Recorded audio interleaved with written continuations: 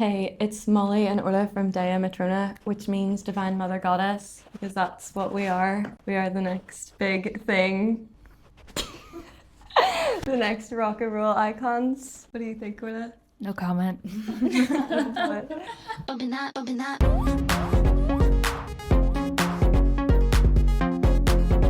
So hi, today we're with Dea Matrona in Paris for a little interview, and I'll let the girls introduce themselves. Hey, I'm Mollie. I'm Orla.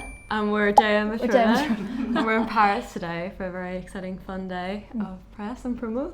So thanks for talking to us. Well, thanks for being here with me. You have a new album out. It's called Hey Did I Care? Yeah. How would you describe the sound of it? Hate That I Care. I think Hate That I Care is an album that is very self-expressive. It has moments of, being angsty. It has moments of feeling a bit more relaxed. It's very much what we were feeling at the time of writing it, which was just a whole different range of feelings, I suppose. And yeah, I think we were really happy with how the album came together. I think this one was more ourselves than the last one, because maybe the last one, our influences, we wore them more in our sleeve more, and I think this one we really feel like we found our sound more on the whole thing. Mm-hmm. All right, and so it's labeled as alt rock. Would you describe your music as alt rock, or do you have other adjectives that are more like telling than just a big genre like this? I think alt rock, I suppose, sums it up, because when we started playing, a lot of people like to assume that we were like a classic rock band, because we used to busk in Belfast and we would play songs from that like classic rock era, and I suppose a lot of people kind of put that label on us when we didn't want to. So I think alt rock is kind of our way of reclaiming our sound, and it's not rock, it's not like your Led Zeppelins or anything, but it's our alternative way of doing that genre, and I think that's a good way to sum it up. Well, speaking of rock, maybe it's a question you are being asked a lot, but I thought it was important. So you're a girl band in a still male-dominated genre that is rock music. Do you or did you face any adversity in establishing your legitimacy as artist, capital A, and not just female in rock music? Yeah, we do feel like we have. Even when we started out, we were three-piece. Three We girls. did have a promoter tell us, because we chose our name Dea Matrona, and he said that he didn't like that name, and Because that we should. it means it's the mother goddess. Yeah. We like it. We like the name. We love it. And well, he thought we should be called Trinity, so he booked us for a gig. Okay. And on the listings and on the tickets, he put Trinity instead of the name we chose. So at the gig, we were going around and telling everyone that no, we're not Trinity, we're Dea Matrona. That was kind of one of those examples where we feel like We weren't taken seriously, and our name wasn't taken seriously, and just one of those things. Because of the femininity, like imminently linked to the name and the fact that you're a girl band. Yeah. And, honestly, Totally. this is insane. I Actually, know, like, I know.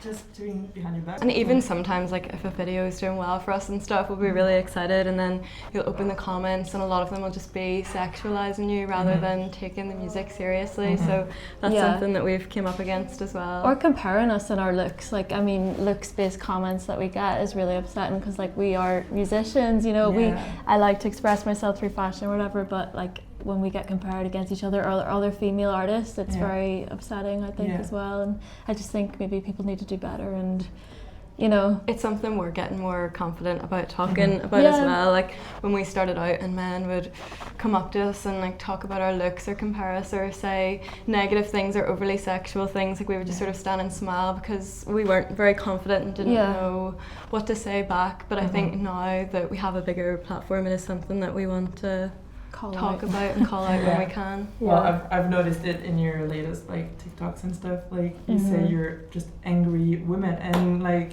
anyone that's not happy with it can just pass and just don't listen, don't interact, just do your thing, you do yours, and it's great. So exactly. That's good. And is there any advice you would give to any girl in the industry that's facing such situation? I think you just have to kind of follow the reason why you wanted to ever do it in the first place. For me, it was when I was a teenager, I felt like I didn't really have any friends, and all I wanted to do was play music. And at that point in my life, no sexist comments or anything ever existed. So I think it's just about reminding yourself of why you started it in the first place and why you want to do it. and that's important. And just get yourself out there, you know. And also just like uplifting other women and stuff as well, and like joining that scene I think helps too. Yeah. And do you manage to do it yourself, for yourself? Yeah, it's like important to listen to newer artists, I think, and like actively try and listen to female artists and stuff, because I think like men mostly listen to men and also women mostly listen to men. Yeah. The stats are pretty crazy. I've seen some come up on my TikTok, so I think just like noticing like how many really talented women are out there and non-binary acts, and just listening to that. You're proud of these talented women, so don't Aw. forget that. Aw, thank you. We're going to talk about your stage stuff going on, because there is a lot. So you've played big stages such as Reading and Leeds. You're supporting for Sting. You're about to support also for Wolf Alice. Yeah. It seems like performances are a big part of your career building, live performances. What makes live performing so important and special to you? I think it's so important to play in front of a live audience. I think that's really, you know, you spend so much time in the studio working on your music and writing lyrics, and then when you come out into, especially a new country you've never even played in, and somebody singing along to your music, I think for me that always gets me quite emotional and really reminds me of why we started playing music together. And I think especially with the rise of, you know, AI generated music, etc., it's just so important to play in front of live audiences. Like that connection is just, you know, there's no price you can pay for that human connection. Totally. And you said you've done busking and you're doing now huge crowds. Is there any difference in the way you approach the performance, whether it's for 5 people in the street or for hundreds? Honestly, not that much of a difference. I think like I feel just as excited now as I was when we were busking. I think busking for us was such a lesson because the audience you were playing to was so difficult. Like people were just out doing their Christmas shopping. They didn't want to stop and listen to a concert. So we had to do a lot of work to want to get them to actually listen to us. So I think that really helped us kind of get our feet off the ground. We also only had about 2 or 3 songs at the start that we would play on loop. And we would take a lot of breaks. Like we would get comments after we were busking, like, saw you in town today, but you were sitting on the ground for like the whole half hour.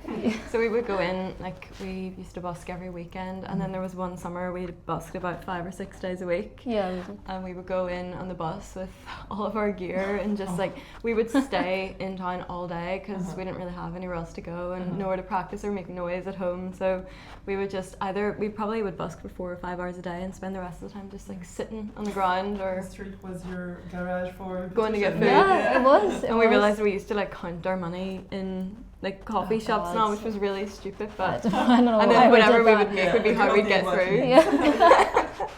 Well, so you've talked about AI. I'm gonna pull some strings here with me. So you're an Irish band, and lately Irish artists have gained a lot of platform in music with artists like CMAT, Fountains DC, Kneecap, and it come to my attention that Irish artists are more likely to be vocals about politics, social issues, and it seems that it's your case as well. So what do you think about the current relationship between the arts and politics? It's so important, and I really love as well that you called us an Irish band, because that is what we come up against a lot of the time when we're on tour and we tell people we're from the north of Ireland. They do say, oh, you're British. So I think being an act from the north, a lot of the time we aren't included in these conversations. But it's so important, like more now than ever, to talk about things. And I think like coming from Ireland, like what our country has faced and stuff, I think that's why we relate to a lot of the issues happening at the minute, like Palestine and stuff. Like we even wrote a song about that in our album, a rebel song, because it was just so important to us, and we felt so much anger and frustration at world leaders that we just had to pour it out into a song. To go back to your album, so again, they just put out an album called Hey Did I Care, and you should listen to it. How do you hope people connect with the album? I hope that people connect. Well, there's some heavy topics in there, so maybe they don't connect with that. But I think in general, it's quite a coming of age album for us. It's the first album was very much figuring out who we are, and I think Hate That I Care was kind of arriving to a point of like accepting who we are and all the, you know, the quirks that come with being a 20-something-year-old female in 2026. But I mean, it's so good to hear people coming up to us at shows and saying, you know, I love a rebel song, or I love Hate That I Care, and just like hearing their stories of how they connect to the music as well is just like the most important part for us, I think, as well. Yeah, a lot of this album was about sort of struggling with yourself and stuff, and we also did, like, there's a lot of songs about like female empowerment and just also trying to accept yourself, and a lot of it was about like self-isolating, which I kind of found myself doing when I was in the process of making this album. So hopefully people who are going through stuff like that can relate to this album. All right. Well, I'm done with you girls. Thank you so much. That was really fun. Thank you. Thank you. And do you have a message you want to say to your French audience? Oh, hello French audience. This is Dea Matrona. We think you're really sexy and you should come to our show next March in the Trabendo. Because why not? Thank you so much, girls. It Thank you. was really so nice. That was really fun. Yeah, that was fun. And are you gonna be there?